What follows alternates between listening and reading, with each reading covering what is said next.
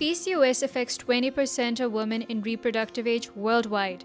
Based on this estimate, about 1 to 2 out of 10 women are affected, and the numbers are rising. The consequences of this disorder not only affect reproduction but also affects your metabolism, heart, immunity, and mental health. Even though this is a major endocrinopathy among reproductive age women, it is not yet perceived as a global health problem. So I decided to break down everything you should know about PCOS. If you suffer from this disorder or know anyone who could benefit from knowing about this, share this video with them and stay tuned till the end. This is Divya Datta and welcome to Health Breaking News.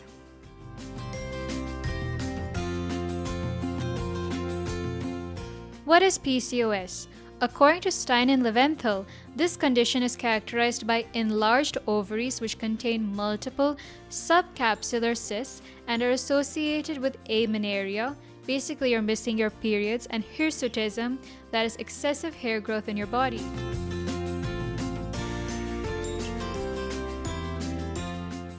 It is caused by the excessive release of male hormones known as androgens from the ovaries. The ovaries fail to release their eggs, which then become enlarged, develop into fluid-filled sacs which are known as cysts. Now these sacs are known as follicles.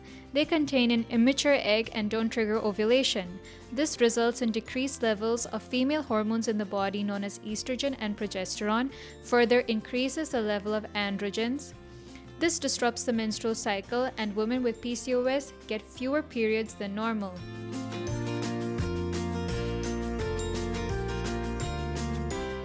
PCOS can lead to symptoms like irregular periods, heavy flow, excessive hair growth, acne, darkening of the skin, and migraines. If it is not diagnosed and managed in time, it can result in metabolic syndrome, cancers such as breast and endometrial cancer. It can also cause infertility and significantly impact your quality of life. So the best way to know if you have PCOS is to check your hormones for elevated androgen levels, get an ultrasound to check for the presence of cysts in your ovaries, observe any symptoms I mentioned earlier, especially irregular periods.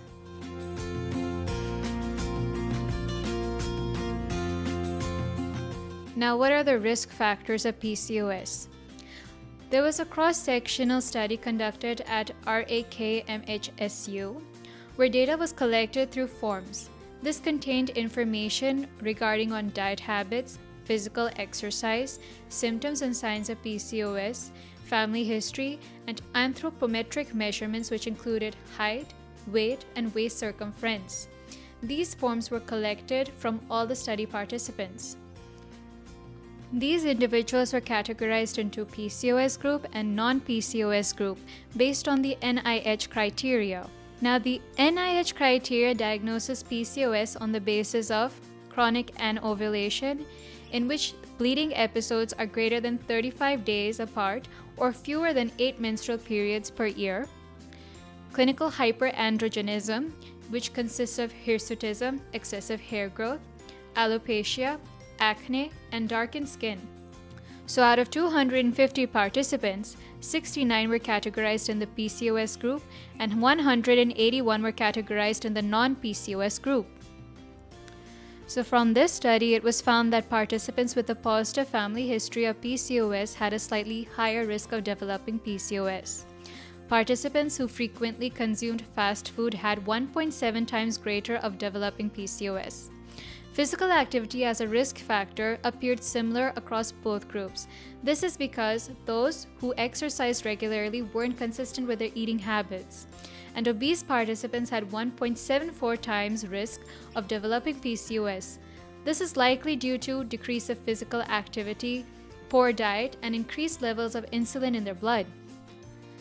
So from this study, we understand that family history, obesity, and frequent fast food consumption are strong risk factors for PCOS.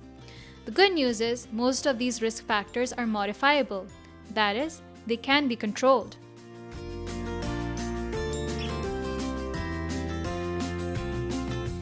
Now, a huge concern patients with PCOS have is that can they become pregnant? The answer is yes, if you approach PCOS with multiple interventions. Here's a case report I read about a 30-year-old female who had PCOS who conceived successfully within 3 months of lifestyle modifications. So this patient was a known case of PCOS since the past 3 years and was unable to conceive despite consulting multiple gynecologists. She experienced painful and heavy bleeding during her menstrual periods and strong PMS symptoms for which she was taking a drug known as dydrogesterone. This patient also suffered from multiple health problems including high blood cholesterol levels, insulin levels. She had high blood sugar levels for which she was taking metformin, high blood pressure, obesity, and she also had a positive family history of hypothyroidism and diabetes mellitus. And in her blood, it was found that she had low levels of vitamin D3. So an integrated approach was used to manage her weight, immunity, stress, and energy levels.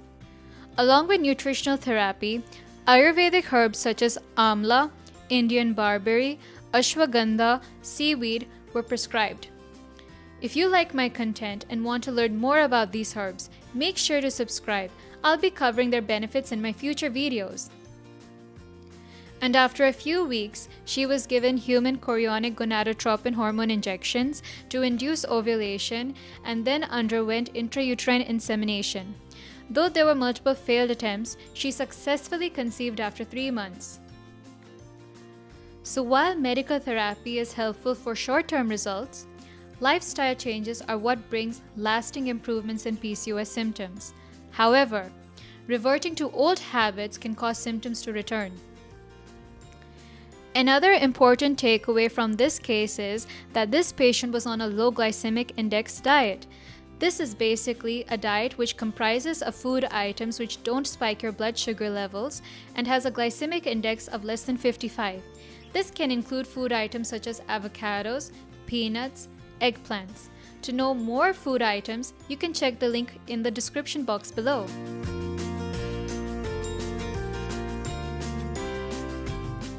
Aside from this case, here are some evidence-based remedies for managing PCOS. Food items or supplements that contain inositols, flavonoids and flavones, vitamin C, D, and E, and omega-3 fatty acids are useful for decreasing symptoms of PCOS. This is because these compounds improve insulin sensitivity and ovulation, are anti-inflammatory and act as antioxidants.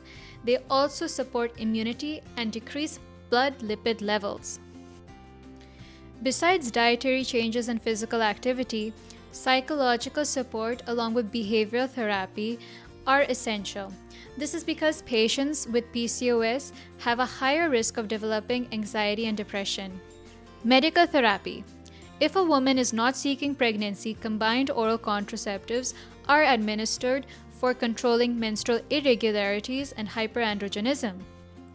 Metformin may be considered, especially if the patient is suffering from glucose intolerance. I'll cover more benefits of metformin in my future videos, so don't forget to subscribe to stay updated. If a woman is seeking pregnancy, letrozole is first-line pharmacological treatment for inducing ovulation. Clomiphene citrate and gonadotropins are alternatives.